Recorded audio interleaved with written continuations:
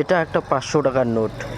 আর এই টাকাটা আমাদের একটাই শিক্ষা দেয় যে এই টাকাটাতে যে ছবিটা আছে বা যার ছবিটা দেওয়া আছে, যেমন গান্ধীজির ছবি, তো এই ছবিটা থেকে আমাদের একটাই শিক্ষা নিতে হবে যে এই টাকায় গান্ধীজির ছবিটা কেন দেওয়া হয়েছে, বা গান্ধীজিকে দেখে আমাদের শিখতে হবে যে যাদের টাক মাথা বা যারা একটু বেশি হাসতে পারে, গান্ধীজি শুধু তাদের পকেটেই মানে বেশি থাকতে চায়।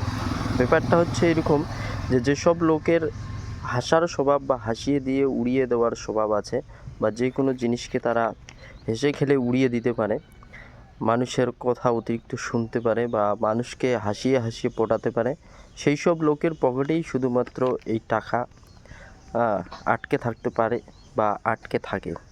যেমন এখানে যে গান্ধীজির ছবিটা দেওয়া হয়েছে, এটা দেখে কিন্তু আমাদের এটাই বুঝে নিতে হবে। তো ব্যাপারটা আপনারা কতটা বুঝলেন সেটা একটু জানাবেন কমেন্টের মাধ্যমে।